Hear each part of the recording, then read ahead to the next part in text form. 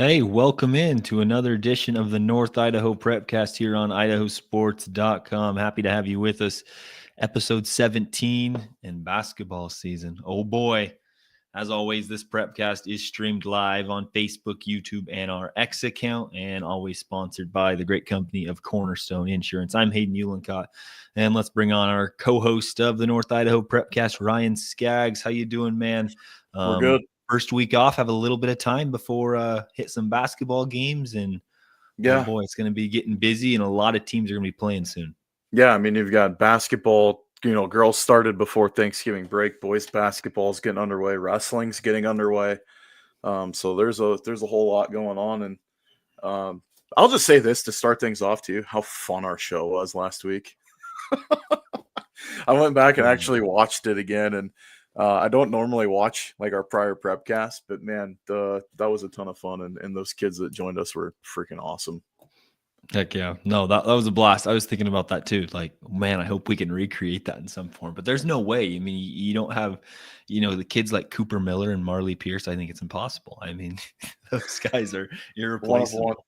Yeah, and then like we're gonna do some shows in the next few weeks of doing obviously the previews for the season, and they've already gotten underway in a few conferences, and we've got some returning state champs that we're going to be talking about, and especially on the boys side too. I think we're going to hit that pretty heavy next week in the discussion, but just awesome. We got some awesome kids in the area. Let's just be honest. In District 1 and 2, and Brock and Keenan were great too, and Coach Swift up there at Bonners Ferry. So it was just a ton of fun. And thanks again to those guys for joining us last week. And if you didn't get a chance to watch our All North Idaho episode, and you're not a huge football fan, just for the pure entertainment factor and getting to know some of the athletes in our area, 100% go watch that last week's show. It was a ton of fun. 100%. Sam Buffington in the chat saying, "You're late." Yeah, I know. We were working on it. Sam. Yeah, we're on time for you, bud. You posted the stream, and then great Prepcast last week. Absolutely. Yeah, totally with you. It was a blast. Hoping to do more things like that. But yeah, this week is our girls basketball previews. Like we mentioned, basketball is about 2 weeks in already, but we figured we could do a preview since football just wrapped up. And then next week we'll hit boys basketball. And then sooner or later we'll be right into Christmas break. So without further ado, let's hit it. We'll pull up the coaches poll for the North Idaho North Idaho preseason coaches poll. They also released it throughout the state. But Scaggs will start in 6A. Coeur d'Alene right now, they're sitting 4-0 in the year. And boy, oh boy, have they played a tough schedule and have really looked good. Yep. No, they did. They lined it up early well. And they did what they needed to do going down to Boise and taking care of the Treasure Valley schools. They beat Boise, beat Owyhee and Mountain View, and then they beat Lewiston last week. That win, I will say this, that win against Mountain View is a really good win, and beating Boise too by 2, in a raucous environment down there, and just an awesome showing so far from Coeur d'Alene. And there's huge aspirations around that team. And the big part of their schedule that's coming up, I think, that needs to be noted. Tomorrow night they're playing Eagle at Coeur d'Alene. Then they host Meridian Friday and then play Rocky Mountain on Saturday. We want to know if Coeur d'Alene is a legit title contender. We're going to find it out this week with Eagle and Rocky Mountain games, especially coming into town. Those are 3 big games, but 2 especially are going to be really huge because Eagle and Rocky are legit title contenders. That's insane. I didn't realize that. I thought, playing 3 SIC teams off the get-go would be a tough schedule enough. And I mean, holy cow. Yeah, they get 2 of the 3 top ones coming in this week. So then they're going to go play in the Tournament of Champions the week after, before Christmas break. And then, they're going to get a couple big games too, playing at Ferris. And then Big Sky, Montana's coming to town in early January before they hit the meat of their IEL schedule. I think they did a great job with their schedule. They want to be battle tested going into the league end of things. We're going to find out a whole lot because there's a ton of title aspirations, and you'll see, preseason previews and rankings and everything coming out. And a ton of people are picking the Vikings to win the state championship. And I think that's a safe bet. I mean, you look at the pieces that are returning between Semper Mosnick and Wallace and Colvin. I mean, there's some great talent within that lineup. This Coeur d'Alene team's loaded for bear. And they're going to be loaded and ready for a title run. Whether or not they get there, I mean, they're going to have to put the pieces together. They ended up slipping to Hawaii last year in the semifinals, and then ended up losing again to Madison in the third place game. Not the overall finish I think that team wanted, but I think they learned a lot about the mental toughness side of things. It'll translate to this season to be able to finish it, start and finish. We've seen them win 2 state championships in the last 3 years, but can they, with this group, can they start it? Can they finish it and do it well? Is the test, and see if they can get up over the hump, because they really are a great team, and Coach Boyd's doing a phenomenal job with this group. But there is a ton of talent on this roster. Mm-hmm. Yeah, no question about it. Well, there are still 2 teams who are also in the IEL, and that's Lake City and Post Falls. Right now, a combined 0-10 to start the season. If you had to pick one, Scaggs, who do you think's going to finish second? The 6A classification only gets 1 bid, so it'll look like it's going to have to go through Coeur d'Alene. But if you had to pick one.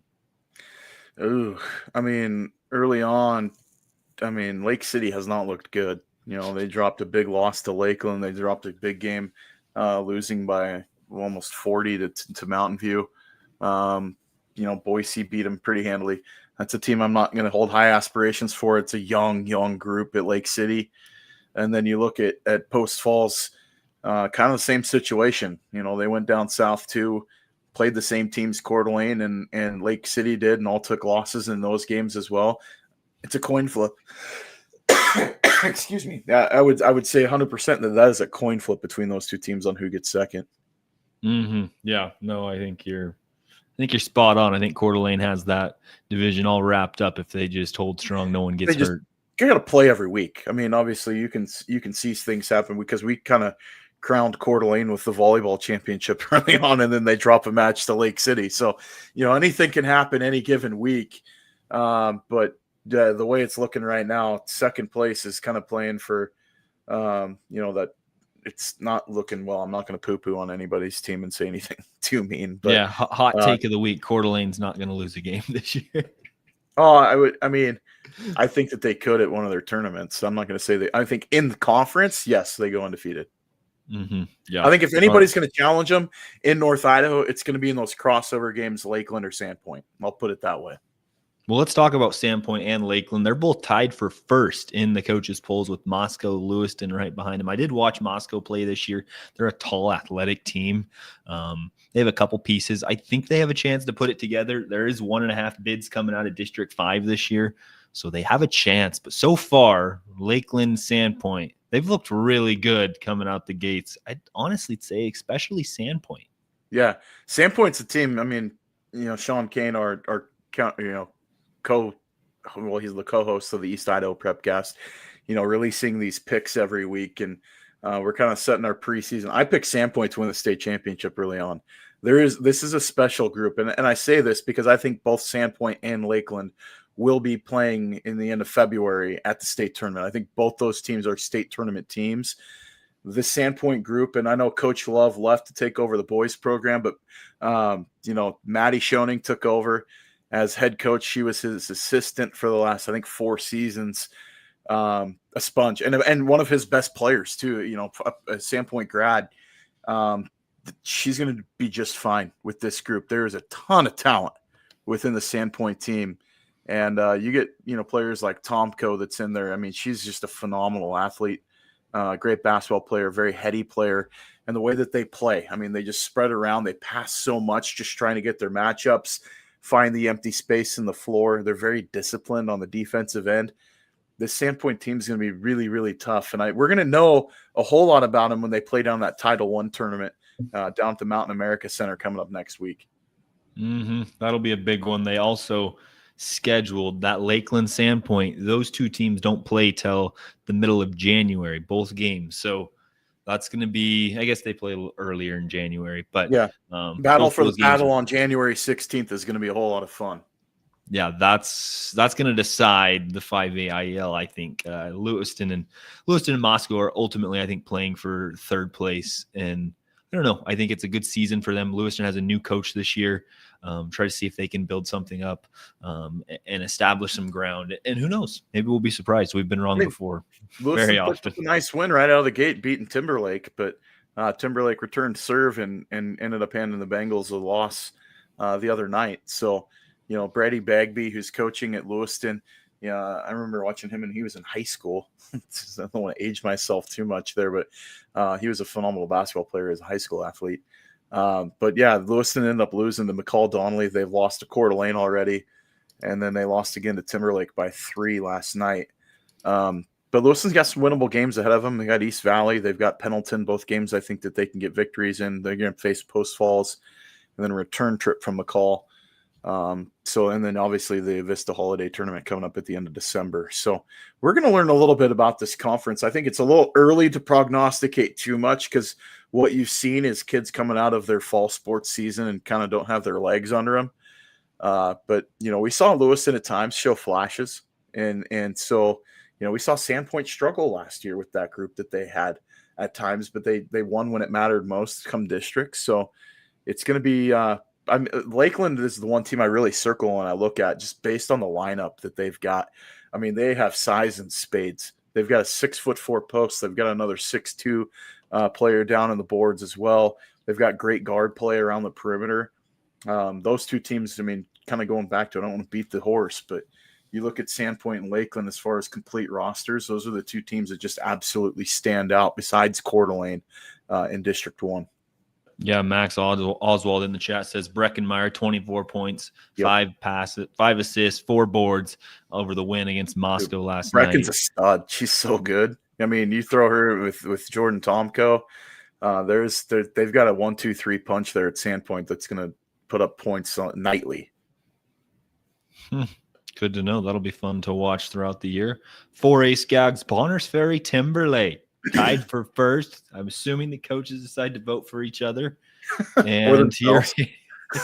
or themselves. You're right. They could have done that. And here we are. Timberlake, that good team last year, lost a lot of seniors. Bonners Ferry, not near as good, but probably, maybe, have the best player in the conference. Yeah. I mean, Taryn Bateman's, she's awesome. She's a great basketball player. Timberlake stumbled. They have, you talk about tough schedules. Let's look at Timberlake's schedule real quick. Is opening the year with Lewiston, then they play Lakeland, they play a return trip with Lewiston. They've got Lakeside tomorrow, Sandpoint next week, Lakeside again next week, Lake City, then Sandpoint again, and then they're playing at a tournament at West Valley in Spokane. Not the way you want to start the year as far as if it's going to be in the win or loss column, because I think they could take some lumps in some of those games. But I think if you're wanting to be battle tested as you approach the postseason, I mean, this is it. I mean, that's how you have to schedule for that group for the Tigers. And then looking at Bonners Ferry, I mean, they opened with a loss to Lakeside.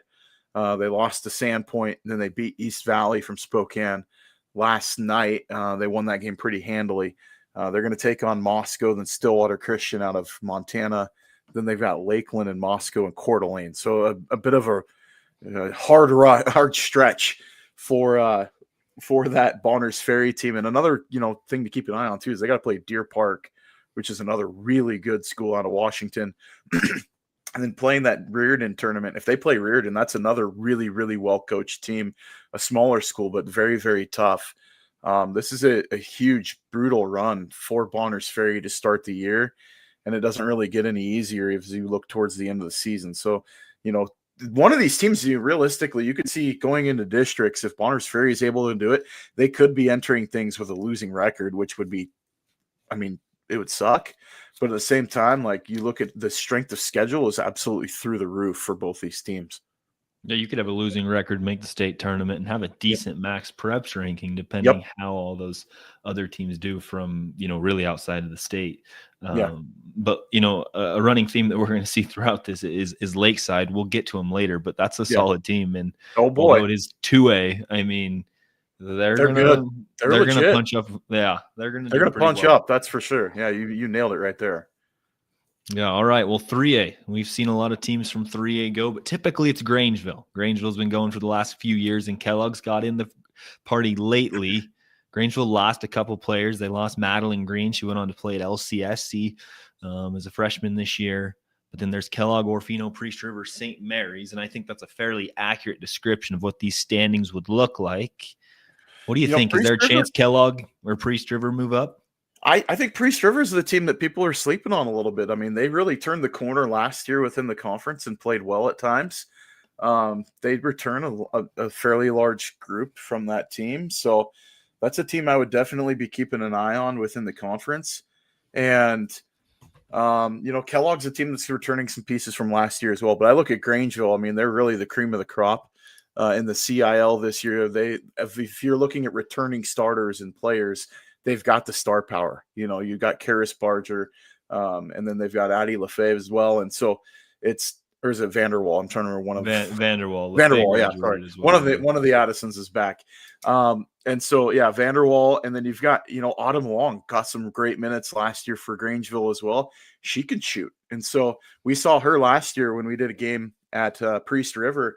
I mean, she kind of took over in the second half. So Grangeville, if you look at pieces, and I would say Grangeville is the cream of the crop of the CIL.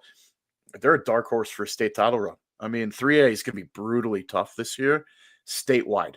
If you look at big picture, 3A has probably got the toughest field of most classifications, in my opinion. That's just my opinion. But 3A is really, really tough this year. But Grangeville, coming off of a nice run last year with Karis Barger in her senior season, she's going to go on to play at Whitworth next year. They've got the star power, they've got the leadership, and a great coach. Coach Barger does such a great. You're really familiar with that program as well, but just a very insanely well coached team. And even if you look like, oh yeah, but they've got a ton of returning like youngsters. The way Coach Barger coaches, they all get time. You're on that roster and you're sitting there and you're in uniform. You're going to see meaningful minutes in a game. That's just the way she coaches. And I think it's going to get a returned benefit, or kind of a returned investment this year for her with that squad. Yeah, I agree. I'm trying to figure out if I think Addie Vanderwall is also going to play college ball. Providence, yeah. Providence, yeah, that's who it was. Not Providence Friars, but University of Providence in Montana. I mean, you don't have to say that, Scaggs. Maybe she's going to play with the Friars. Yeah, no, that's a good group. They're very battle tested. They played Malad. They lost to Malad last year. That was the team that ended up winning the state title, or got second. I think they got second. Yeah, I think they lost. You're right. And Grangeville was with them the whole way. Fell off late. That's a team they're going to keep their eye on to see if they can get some revenge against them. Yeah, and then Malad's a dark horse, man. I think there's a lot of people picking them to win it all this year. Yeah, they return a lot. They only are losing one senior, one of the top players for their team. So they have a lot of girls coming back. They're going to be somebody to keep your eye on. Kellogg did play Priest River yesterday and got the win by 24. Kellogg's got that, Jordan Stutsky, she's a pretty good ball handler. That'd be somebody that I'd keep your eye on. She can apply ball pressure and makes it really tough for a lot of the CIL guards. Yep. Without question. All right, Scaggs, the best, no, I don't want to say the best classification, but 2A White Pine. But let's start with the scenic. Let's go Lakeside, Wallace, Clark Fork, Genesis Prep. I'll bring up the comment that Sam made a few minutes ago. Does Genesis Prep have a basketball team? I heard they don't. Well, I don't know. I'm pretty sure they do, but I can't guarantee it. I haven't heard anything yet, but also that doesn't mean that they do or they don't. I don't see them on anybody's schedule. So, and I don't even see them in the conference rankings. So I don't know if they're playing girls basketball this year. If they do, it might be a JV schedule. It doesn't look like they have a preview, so I think I would agree with Sam there. Yeah, I think they're out this year unless they're playing JV schedule. So, but yeah, if it's a 3-team league, Lakeside, Wallace, Clark Fork. I mean, it's Lakeside 1, Wallace 2, Clark Fork 3. Wallace is going to be pretty decent. Let's be real. But Lakeside, they return all 5 starters. I mean, that entire lineup from last year, the team that played in the consolation final, that entire group is back, and they are good. Like they're pretty darn good. And, there's a lot of pieces for that team that they can show up. And the thing is, that group is pretty darn young. I mean, they've got 2 seniors, but the rest of the group is underclassmen, but they all play. And I'm looking at Clark Fork. That's my bad. But with Lakeside, they all show up night in, night out. And that group is tough as any. And that's my dark horse. I had said, we're doing preseason picks that you'll see, but everybody's like, nobody had real solid answers for who's the tops in 2A, because you can throw out Butte County, you can throw out Oakley, you could throw out Lapway or Prairie. I think Lakeside 100% should be in the conversation. I mean, absolutely, they're at the table. Yep. No, I'm with you too. That team, they play fast. They kind of play like Lapway. They play fast. They shoot a lot of threes. Yep. Um, They love to get very you in turnover situations and play in transition, and they can put up points in a hurry. Yeah. Nope. Last year they did play Lapway and lost, but yeah, ended up in this state tournament they were lost to Valley by 22, beat Liberty Charter, then lost to Butte County by almost 40. But that Butte County team was really solid, and I don't know how Grace was or Oakley was the team that was able to beat them to get to the title, or maybe I'm backwards on that. But Butte County, really solid team, and that's one of the favorites coming into this year. Couple residual comments here. Wallace Miner saying they do not for Genesis Prep. And then Sean Kane says Grace. Yeah, Grace is also another team. And that's one unfortunate thing. And we'll talk about it here. So Lakeside gets 1 seed into the state tournament, which is fair, 3 teams in. The 2A, there's 8 teams there and 1.5 go. And then we'll look down in District 4 or District 4, 1.5 seeds go there. So that's, the Oakleys and the Valleys of the world who only get 1.5 seeds. And then the Butte County Grace class conference only get 1 seed too. So there's a lot of good teams left at home come state tournament time, which is really unfortunate. Maybe wild. next year's different, but I mean, there's a real world Prairie, Lapway, or Kamiah. One of them are sitting at home. But you look at this conference standing, Kamiah right now at the top. They have the win against Nez Perce. That's really their only win they've had this year. That's really quality. Lapway Prairie played last night. I did that game. That was obviously entertaining with Coach Lori Mader coming back and playing at her alma mater. I want to pick your brain at the end of this about that game, so go ahead. and Lapway was able to come away with the win. It was a really gritty effort, but a ton of turnovers, really messy. Both teams could not hold on to the ball, Prairie especially, and Lapway ended up winning by 7. But I would definitely say in the 2A White Pine, it is clearly those 3, and everyone else is just playing for 4th. Yeah, no, I would agree, and even beyond that, I think you've got the 3 contenders at the top, and that's pretty much where you draw the line. And I don't want to make anybody say like, hey, why even play the rest of the year? I'm just looking realistically at the conference. I mean, that's where the star power. I mean, after this, I wanted to ask you to pick a player from each class or from each league to keep an eye on for this year. I think that's something that we could add to the show. But Kamiah, you got Emma Krogh. Like, need you say more? Like, I mean, she's just a freak athlete that does such a great job. Lapway's got great players. Prairie returns a large group of that core that played for a state championship last year. So, and then you kind of draw the line. You're looking at teams that have some pieces back from last year, but we're in, pretty rough sorts throughout the most of the schedule last season. I think that kind of continues. It's like, and you'll see our rankings at the end of the year. It's going to reflect that, or at the end of the show. I think really where all eyes are on, it's not necessarily the 2A White Pine this year. It's probably going to be the 1A. I think that's where everybody's looking, going, there's 4 legit contenders right here that may win the league and district championship in this conference. So it's going to be a whole lot of fun to see how they wind up down the stretch. Yeah. Well, I'll make one last point on 2A, then we can hop over to 1A. I will say, it's always Prairie and Lapway at the top. It's been that way for the last darn near almost 20 years. But Kamiah, you got to give a lot of credit to Shelby Cloninger and what she's done to turn, and Brandon Skinner. I don't want to leave out Brandon Skinner, what he did the last, 5-6 years to help out before Shelby took over.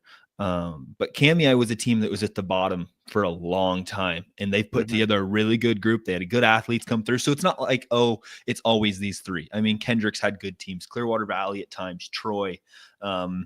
But right now there's a clear separation, and you just have to get better. You have to see what these teams are doing. And, Clearwater Valley is a team that I look at. I don't think they can hang with the top 3, but I won't be surprised if they're a 4th place finisher. Yeah, and that's the team absolutely. that won like 1 game 2 years ago. Yeah. So that's a team that I could see coming up. And the one thing too is what kind of production is Kamiah going to get from those 2 freshmen coming in between Tylee Wilkins and Rainbow Moses? I mean, if they can contribute and step up and have the ceiling that like we're hearing, that's a team that, like, if they play like upperclassmen and they bring the talent that they've shown, in, their off-season practices and stuff like that, if they can balance out with Emma Krogh and put a legit scoring threat together outside of her, so people can't just, crash on Emma and hope that they slow her down and actually have, those bounce passes inside for extra looks. It's a team that you really could look at and going, okay, I mean, this could be the team that can make it interesting with a Prairie or a Lapway with, some of the graduates that they've had. Can they put together on any given night, especially come district tournament time? This isn't a team that I wouldn't want to play them at all. And then you brought up Clearwater Valley. I mean, they've got two pretty good players between Cypress Martinez and Sisha Rubin. Like, there's some talent within that group that I could realistically see them finishing fourth. Really could. And Kendrick is another team. I know they took their lumps last year, but they've got three seniors that are back: Haley Anderson, Mercedes Heimgartner, and Braylon Clemenhagen, that you can hang your hat on. I think that's going to be a team that could make things interesting down the stretch. I think as they gel, as the season goes forward, could be somebody that could give you some fits because of the athleticism. So, yep, that's a team that also has a new coach on the year as well. yeah. Cammie, I was thinking about this. Emma Krogh. Emma gets a lot of credit for her volleyball. Emma gets a lot of credit for a lot of things. Emma's a good athlete. Yeah. She is. I was thinking, I don't know that many players 6A through 1A in North Idaho that are better than her. I mean, there's Brooksley Colvin. Brooksley. I mean, there's a couple maybe in 5A, 4A. Meyer, Jordan Tomko. Yeah, I would say those two. You could pick one of Lakeland's bigs. I mean, they're both great. And then you could throw in, a couple of the Prairie girls. But I think Emma's better. I think Emma's better. I was saying that. I'm saying that in Cottonwood. Harris Barger. I mean, what she's able to do on both ends of the floor. There's some other kids that I would put in that conversation for sure. Mm-hmm. Yeah, no, Emma's good, but she definitely needs a little bit of help from her team where it's maybe a little more balanced effort for the Prairies or the Lapways of the world. Because, I mean, she's not going to be able to put up 40 every single night. She might, but yeah. She could, but I mean, that's like Dave Clute territory, but yeah. Yeah, it'd be impressive to see that, but it'll be fun to watch the White Pine League unravel throughout the year. But yeah, let's talk 1A White Pine. Oh boy, I'll tell you this. I'll make my one team that I think could be good. It's Nez Perce. I think Nez Perce is really solid. Watching Avery Lux play against Cammie, Grangeville, and Prairie in the last 2 weeks, she's impressed me. She is a solid basketball player. They have some good seniors around her. That's a team that I look at that could play late into the year. But then also Deary and Highland with all that size. And then Genesee with Chloe Greaser, the player of the year. So I mean, that 1A is loaded. And then go back to Deary. I mean, with Kaylee Wood and Allie Vincent and then Maddie Proctor down low. I mean, there's some talent there in that group as well. So, it's a deep conference. I mean, let's just be real, because I could see any one of those four teams at the top being your district champion. And realistically, like, legitly there. That's I mean, they're all in the conversation and they all look so different. That's the thing about these groups, is they all play differently. So it's not like you're rinse and repeat one night after another, because Nez Perce lacks size, but they're just absolutely ferocious defensively, especially, and they have phenomenal guard play, like you said. I mean, they're just great. Genesee is just so balanced. Like, they've got, a little bit more size, but they've also got the athleticism. They can get out and transition and run a lot. Deary can get you and just slow the tempo of the game down. And then they just, bang it in down low, put it up off the glass, and then just run back down the floor on the defensive end and slow you down. Highland has the same thing. You got two 6-footers or 3 6-footers on the floor at any time for that team. I mean, you get in 1A basketball and you got 3 6-footers on the floor that can run. I mean, that's going to go well for you. So, between Beck and Madrell and Fennel, like, that's going to be a legit, like, group to look at. So this conference is going to be night in, night out. I think we're going to be talking a lot about this, because you're going to have so many great games every week between this, these four teams at the top of that White Pine 1A. Mm-hmm. Yeah, as Sean Kane in the chat says, Nez Perce with a first-year coach to Nighthawks top mascot. I mean, yeah, you had to make the transition to the Nighthawks, And yeah, they are doing a great job with that. That new team. I think it's Casey's second year. That was the only thing I wasn't sure on. I could be mistaken. That's all right, Sean. I appreciate the great effort. But even St. John Bosco lost. They have a couple pieces that maybe could be put together. They have a new coach as well this year. That was, they were in the Lori Mater rumor mill. That was a conversation of, hey, maybe Lori Mater's going to go to St. John Bosco before the Lapway position opened up. And so, wow, wish you could have seen what that could have possibly looked like. But nonetheless, that's a loaded conference. All right, Scaggs, tell me about the North Star League. Kootenai Mullen, kind of the same deal as the Intermountain League. They either both voted for each other or they both voted for the other team. Who do you think comes out? Kootenai, because I think they have more kids. Mullen was playing 8th graders last year, and I think they're going to have to do that again this year. I think Kootenai was the same. They're both not strong.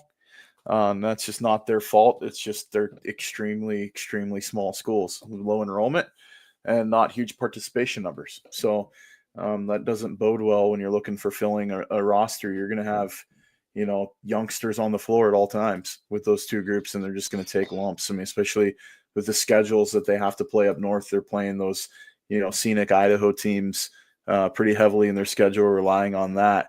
It's going to be a rough go. I think that the bids come out of District 2 for state 100%. I don't think either one of those teams punch their ticket this year just because it's going to be a rough go. Well, I will tell you this. District 1 gets one full bid. What? Really? Yep. And District 2 gets 1.5. So there will be at least two teams from at least two teams from 1A White Pine that are. I think Kootenai's going to make it in, and they're going to be the 8th seed, and it's going to be a rough go. Well, yeah, more. Okay, let's see what Sean Kane has to say. That's a great What do question. you all make of the new coaches? Seem to be a trend Idaho-wide. I think it's in girls basketball make coaching a huge difference. Does club affect who coaches now or what? There are a ton of new coaches, and I think Continuity matters to me, but yeah, that's a huge part of it.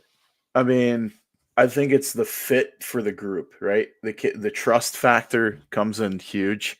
The biggest thing I see in high school coaching, and I'll just draw from my prior experience, and Sean's a high school coach too, and I think he would echo this. Like, your job as a high school coach is to get a kid in a position to be successful where they couldn't get on their own. And so what coach is doing that with their kids, putting them in a position for success and getting the most and squeezing that sponge and getting every last drop out of their team. The club coaches coming in and coaching and having success, I can see it if there's a larger school where you have a larger pool. I think the longevity and the buy-in factor at the smaller schools, those longer tenured coaches tend to have more success for a reason, because the trust is there. There's the relationship, there's the trust, and there's the continuity within the program.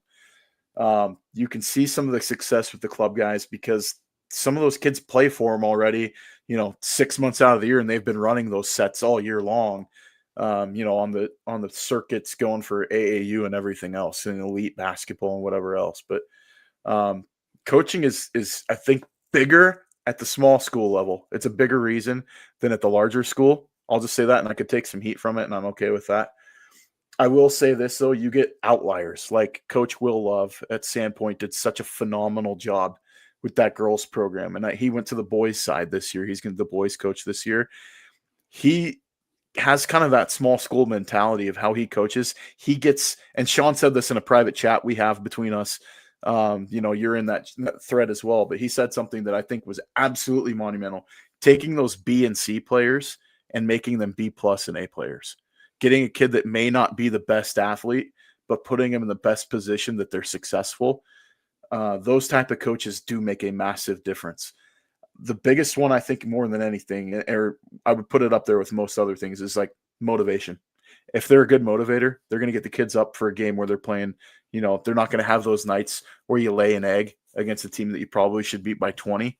If you can motivate and keep those kids driven and focused, that's the biggest factor. And so, Yeah, I think girls basketball does make a huge difference. Coaching does.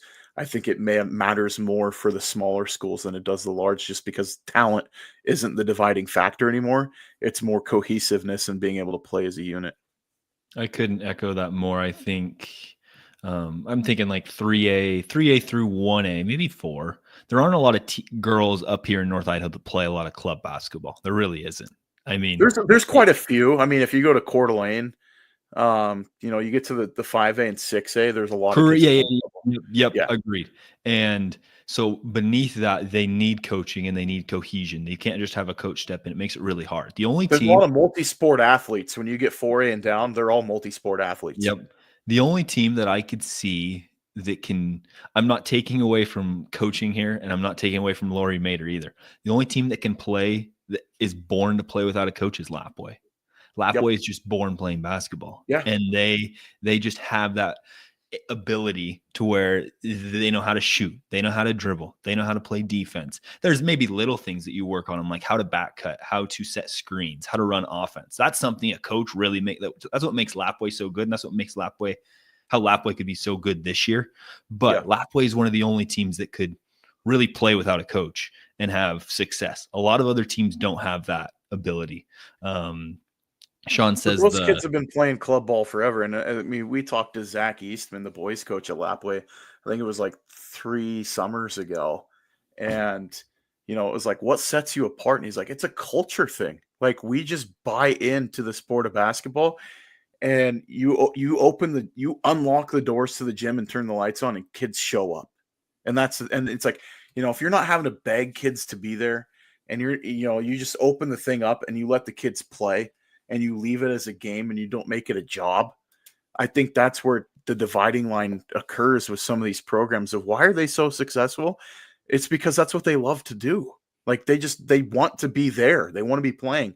And so you say, like, yeah, they could play without a coach. I think there's a lot of teams that can do that because of the maturity or leadership within the group. But at the same time, when it's built into your DNA that, like, this is just what we do, we know that we have to perform at a high level, and we want to perform at a high level because there's a history of that. And we've been able to look up at our older siblings or our older relatives and watch them have success. We can do the same thing. We can be those people.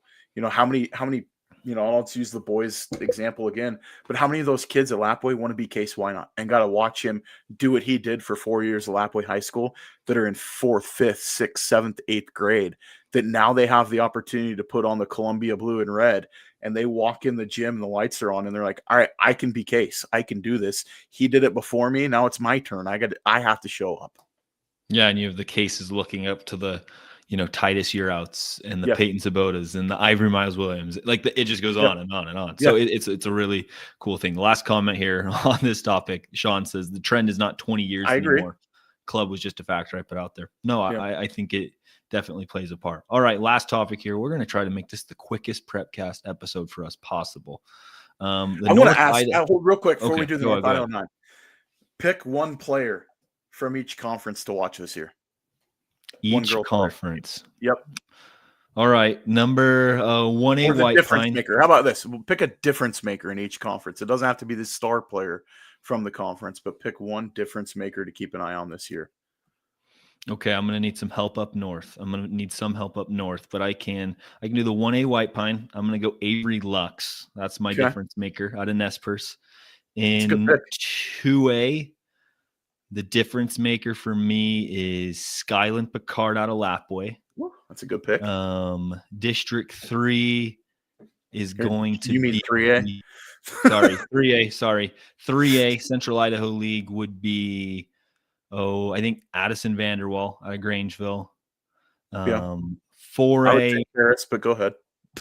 4A, I'd go Malia Miller for Timberlake. Okay. And then I think is it in 5A? Is it Jordan Tomko for Sandpoint? Is that right, Jordan? Yeah. Jordan. Yep, that's my one there. And then for 6A, I got to go Brooksley Colvin. That's where I would go. I can't help you out yet on 2A. I'm still doing 2A, the Scenic Idaho and the North Star. I'm still doing my homework. So I'm going to say Wolf. Kylie Wolf at Lakeside would be. She's a player. She's a dog, man. Like, she can just flat play. So do you want me to make my picks real quick? Sure. Okay, so 6A, I'm going to go. I know you took Brooksley, and I could echo it, but I think that they're going to get production out of Wallace. She's going to have to be a difference maker offensively, or Natalie Simpermosnik. One of those two is going to have to balance out Brooksley Colvin this year, and I think that one of them will kind of separate themselves from the pack. And we saw Natalie play her absolute rear end off in the state tournament last year. So I'll take Natalie Simpermosnik in 6A. 5A, gosh, Jordan Tomko. I mean, she's freaking dynamite. She's so good. And then we'll go 4A. I mean, you nailed it. You got to go Malia Miller. 3A, I would take Karis Barger. 2A, player to watch. Let's go Kylie Wolf. I mean, I already talked about her with Lakeside. That's a group that's going to be fun to watch this year and what they could possibly do. And then 1A, let's go. That's the tough one. Because I want to go somebody from Deary, but which one do I pick? Because I think Deary's going to be deceptively good, like really, really good. They've got potential, but that conference is tough. Yeah. We'll leave it at that. So I won't pick one at that because I think it's too hard. But yeah, one of the players from Deary. Yeah, we'll just go that route because I think that whole lineup's really, really good. Sean says state champions are multi-sport athletes. Yeah. Yep. Look at the Kendrick boys. Prime example A, right? Prime example. I mean, Malia Miller, right? I mean, she's playing golf, running cross country, you name it. Like these kids just show up, and that's awesome. So. All right, North Idaho 9. This is something you and Brandon did last year, and right now we don't. Okay, Sean said Lacey Bretveld. That is a great pick too. She's a freaking monster. And I could say Karsten Kiefer as well for Lakeland. She's really, really good too. All right, North Idaho 9. Let's go and wrap this up. Yeah, we aren't too confident with these picks. I will say that just because it's super early on. Body of work. Yeah, there's not a lot of body of work for these picks. So, but I think throughout this, would you agree with this of how this North Idaho 9 would work? I mean, some power rankings don't necessarily look like, but in the sense that we believe that 1 would beat 2, 2 would beat 3, all the way down. I feel pretty confident saying that. I say that, and then also I would put in too for the body of work that they've had so far with the schedule that they've had, and you look at like strength of schedule and everything else. I think this is pretty fair. Yeah.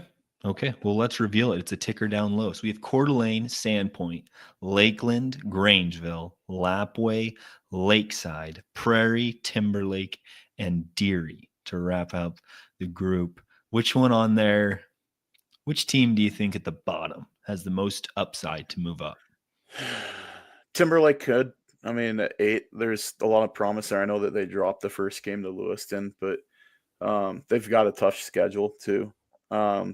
Prairie's the team that's going to be right there. I think any of those bottom 3. Deary right now, I think, has the highest ceiling. Just based on lineup and who they could beat within their own conference. I think that's the team that could really climb the ladder. If they're able to pick up some wins along the way, they could find themselves way up there.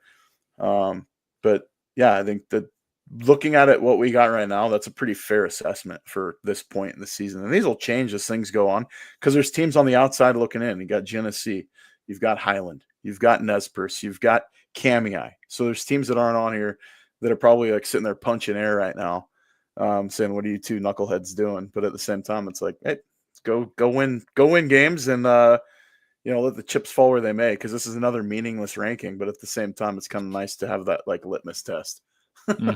Yeah, see how accurate we really are.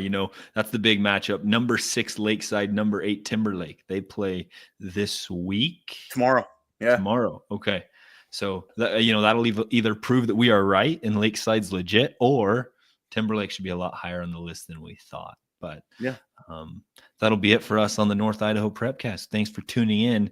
As always, we'll be back next week before we hit Christmas in a few weeks from now. But as for Ryan Scaggs, I'm Hayden Uhlenkott. We will see you next time.